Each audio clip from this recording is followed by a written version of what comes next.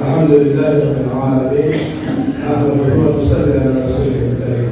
বাংলাদেশ জামাত ইসলামী দৌলত খান উপজেলা কর্তৃক আয়োজিত বুদ্ধিজীবী দিবস, শহীদ বুদ্ধিজীবী দিবস উদযাপন এবং আজকের জামাত ইসলামী কর্মী সম্মেলনের সম্মানিত সভাপতি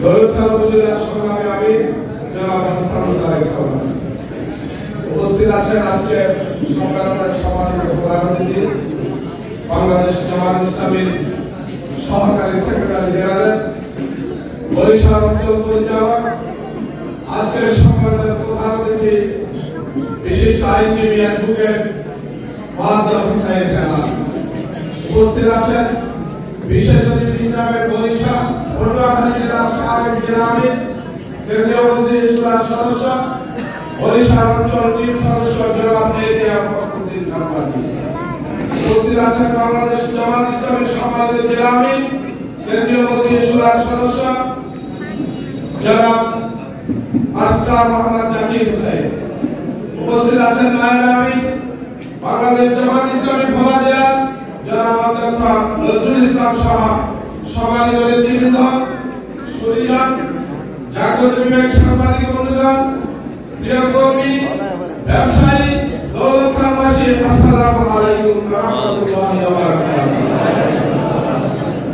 আজকের শহীদ বুদ্ধিজীবী দিবসে যাদেরকে বাংলাদেশের মেধাহীন করার জন্য যাদেরকে হত্যা করা হয়েছে 1971 সালের 14 ডিসেম্বর, আজকে আমি তাদের আত্মার প্রতি শ্রদ্ধা নিবেদন করছি এবং তাদের রূহের মাগফিরাত কামনা করছি। আমিন। একটি দেশকে এগিয়ে নেওয়ার জন্য যারা বাংলাদেশের নেতৃত্ব দেবেন সেই বুদ্ধিজীবীদেরকে আমাদের পার্শ্ববর্তী দেশের এজেন্ডা পরিকল্পিতভাবে 1971 সালের 14 ডিসেম্বর রাতে আমাদের হত্যা করে বাংলাদেশকে মেধাশূন্য করেছে। আমাদের আজকের এই দিনে সেই শহীদদের রক্তের বিনিময়ে বাংলাদেশ তৈরি হয়েছে। এই বাংলাদেশে জামাত ইসলামী কোরআনের রাজ কায়েম করে ন্যায় এবং ইনসাফ ভিত্তিক সমাজ প্রতিষ্ঠা করতে চায়। জামাত ইসলামী এই সমাজটা প্রতিষ্ঠা করতে চায়। এই সমাজটা প্রতিষ্ঠা করেছিলেন যুগে 1,40,40,000 নবী। আল্লাহ তাআলা পবিত্র কালামে হাকিমে সূরা শুরার 13 নম্বর আয়াতে বলেছেন, শারা'a লাকুম মিনাদ দীন মা ওয়াসা বিহি নূহন ওয়াল্লাযী আওহাইনা ইলাইকা ওয়া মা ওয়াসাইনা বিহি ইব্রাহীম ওয়া মূসা ওয়া ঈসা আন আকিমুদ দীন ওয়া লা তাতাফাররাকু ফীহি। আল্লাহ বলেন, হে মানব জাতি, তোমাদের জন্য আমি শরীয়তের বিধান সুনির্দিষ্ট করে দিয়েছি। এই বিধান প্রতিষ্ঠা করেছে হযরত নূহ আলাইহিস সালাম। সেই শরীয়তের বিধানকে আমি ওহীর মাধ্যমে নবী মুহাম্মদের কাছে পাঠিয়েছি। এই বিধান প্রতিষ্ঠা করেছিল হযরত ইব্রাহিম আলাইহিস সালাম, মূসা আলাইহিস সালাম, ঈসা আলাইহিস সালাম। আর আকিমুদ্দিন, তোমরা এই শরীয়তের বিধান কুরআনের রাজ প্রতিষ্ঠা করো, এই ব্যাপারে মতানৈক্য করো না। এই কাজটা হচ্ছে ইসলামে আল কুরআনে সব ফরজের বড় ফরজ। এই দিন প্রতিষ্ঠার কাজ করতে গিয়ে আল্লাহর নবী বদর যুদ্ধে রোজাকে স্থগিত করে দিয়েছেন। এটা একটা শরীয়তের ফরজ বিধান, আমরা এটা অনেকেই জানি, ঠিক কি না?